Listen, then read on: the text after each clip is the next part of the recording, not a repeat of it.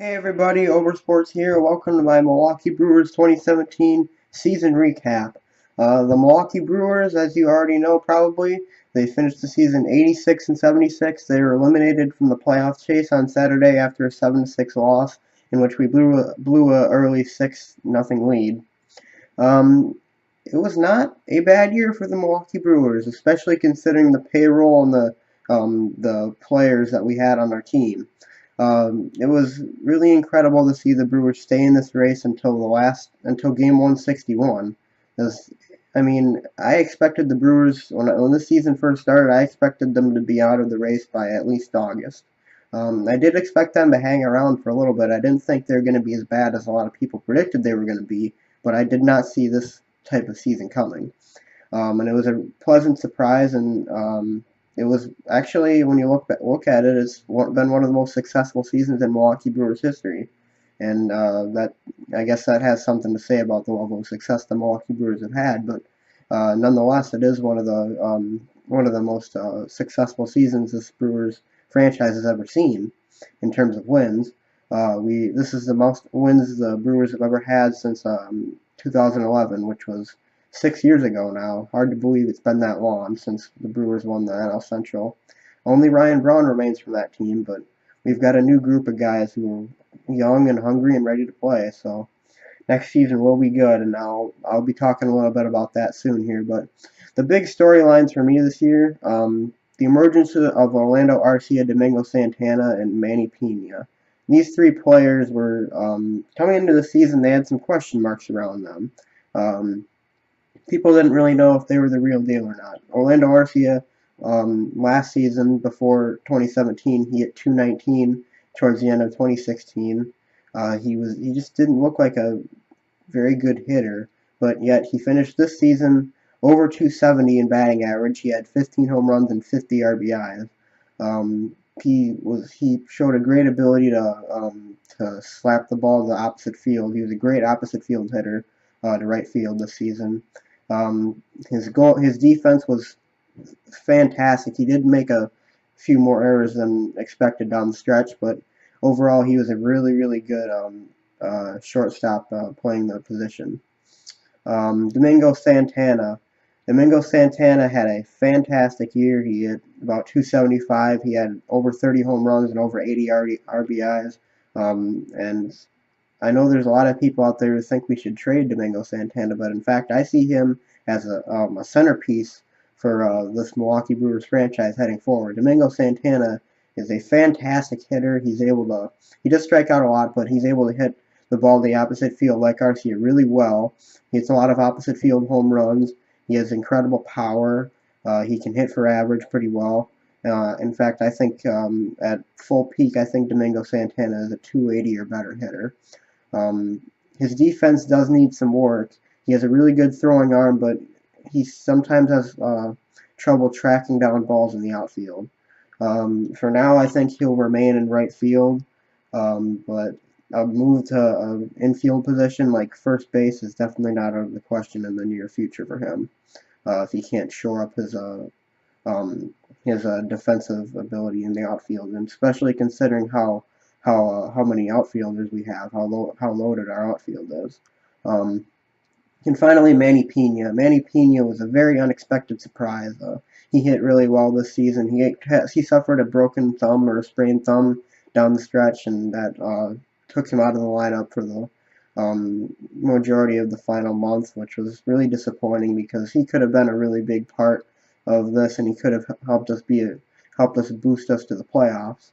But Stephen Vogt actually did pretty well in his play. Stephen Vogt hit pretty well. Stephen Vogt will not be with us next year, I do not think, because Manny Pina's got that job locked up. Vogt was more of a placeholder guy to back him up because Bandy was he's really struggled in the second half of the season, Bandy. But Manny Pina, especially on the defensive side, Manny Pina was just fantastic. He led the league in pickoffs. He has one of the best throwing arms in the MLB. It's really going to be fun to see how he grows and matures as his career progresses on. Other than that, I also like to talk a little bit about Eric Thames. Eric Thames is a really interesting it's going to be really interesting what happens with him. Obviously, he had a really hot start to the year. He had a hot month of April, where he had 11 home runs. He really kind of cooled off after that. He had a few stretches where he like heated back up for a little bit. He had the high on base percentage. He had over 350 on base percentage, which is really good for the Brewers. Um,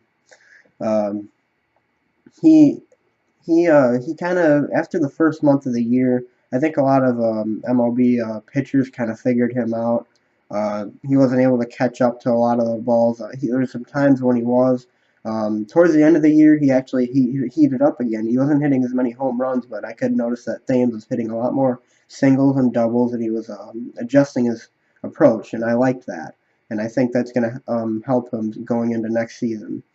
Um, the question is, though, is Eric Thames going to be our primary first baseman next year, or maybe even the year after that? I mean, it's going to have to depend on how well he does. I mean, obviously, there's always the option of moving one of our outfielders or one of our older players into the first base area. If Thames isn't able to produce, and we also have Jesus Aguilar, who had a actually pretty good year for the amount of at bats he received. Um, Eric Thames, he's under contract for the next 2 years. I'd like to think that the Brewers stick with Eric Thames for the beginning of the next year at least, and see how well he does. I know he can. He has the potential to be a guy who can hit 280 and hit 40 bombs. I know he has that potential. It's just a matter of him figuring it out at the plate, because he goes through lots of cold and hot streaks. And when he's in a cold streak, he's really not good. But when he's in a hot streak, he's one of the best power hitters in the MLB. So we'll have to see how that pans out. But another thing I'd like to talk about, the Ryan Braun question. Now, what is Ryan Braun? What's going to happen with Ryan Braun in the coming years and even the coming off season? I don't really think there's a lot of market for him to be traded, because Ryan Braun is obviously he's on the last legs of his career. He didn't really produce as well as they hoped, as well as I hoped last season, or this season, I should say. He really struggled down the stretch, especially. He was hitting about 280, and then he just kind of fell apart, and he finished the year under 270. He only had 17 home runs and 50 RBIs. A lot of that had to do with the amount of time he got, because he got injured earlier in the year, and he had to miss about a month or two of baseball, which kind of brought his numbers down. But I mean, what direction is Braun going to go with? I'm not sure. I'm not really sure what we do. For the time being, we might keep him in the lineup. We might keep him as our primary left fielder. But obviously, the MVP Ryan Braun is not with us anymore. He's not ever going to be as good as he was back then. I mean, with the loaded outfield we have, I don't know. Maybe we could see an early retirement for Braun. He's not going to be traded. I doubt it. If he does, then we're not going to get too much out of him. We probably should have traded him last off season, but obviously that came and went. So it's really going to be interesting to see what happens with Ryan Braun. We owe a lot of our franchise's recent success to him, though, especially in 2011 and 2008. So I'd like to think that we wouldn't just up and release him or anything like that, but Ryan Braun's an aging player on a young team. He has a value as a veteran.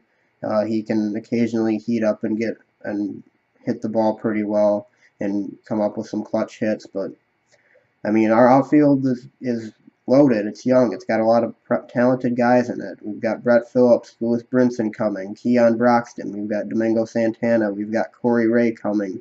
I mean, there's just a lot of guys in the outfield, and it's pretty crowded. So what we do with Braun is gonna be interesting. I'd like to think that he stays out and finishes his contract, and then that will make way for the new guys to come in, and maybe Braun can come back as a coach or something like that, or as a hitting coach, perhaps. He's by far one of the best opposite field hitters in baseball, and has been for the majority of his career. So I'd like to think that he would stay within the organization even if he retires. But another area where I'd like to talk about, second base was really not what I expected it to be this season.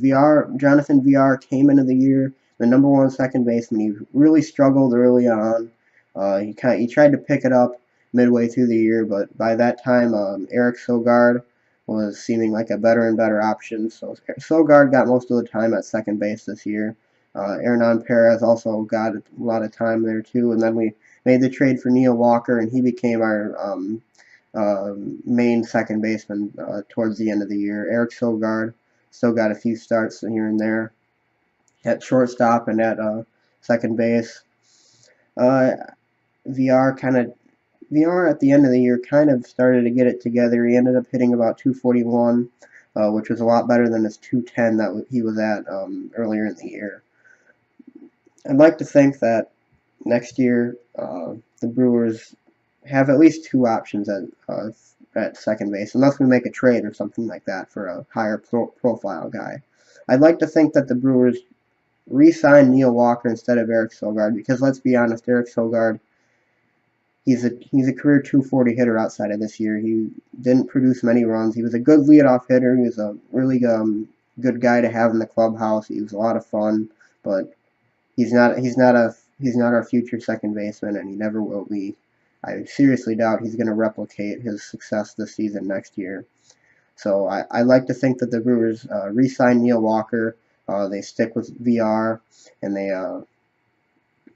kind of see what happens from there on. They'll probably start the season with Walker, and if VR Walker makes a push then for the starting job, then it's going to be theirs. But it's been a revolving door all year for the Brewers there. And obviously, you've still got Hernan Perez in the mix too, so that'll be interesting to watch next season, see how that plays out.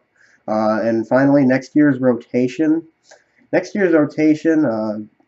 In my opinion, it's going to go something along the lines of Anderson, Davies, Woodruff. Who would our fourth guy be?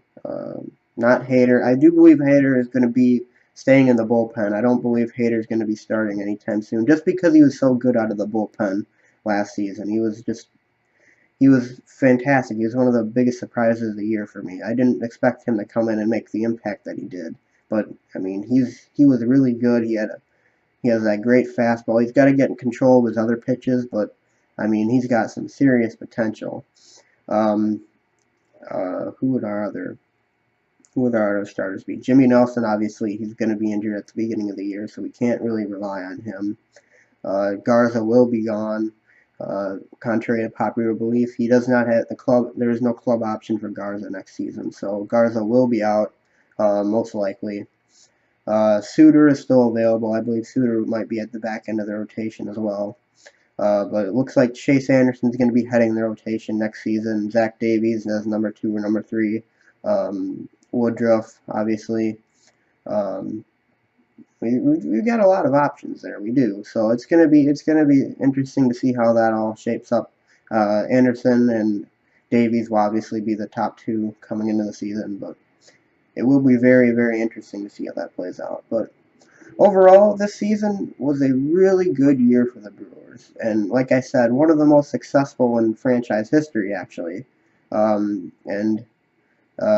there's so many storylines this year, from Orlando Arcia to Eric Thames' hot April start to Chase Anderson's surprising season at age 30, to Manny Pina's emergence. It was just a fun season overall. We had a lot of fun doing it, and it sucks that we couldn't finish it out at the end, that we couldn't make the playoffs, because to me, this team was a playoff team.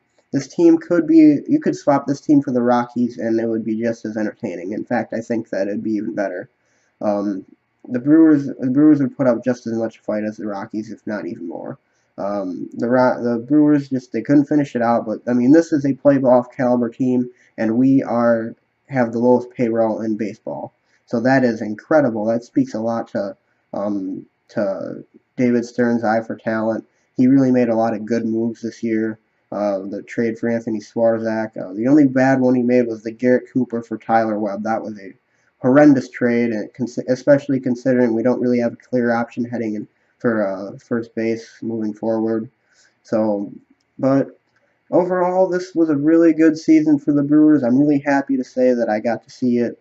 And next season, really, I'm really looking forward to it. I think the Brewers can and will improve on their record next season. I do believe the playoffs is a distinct possibility next year.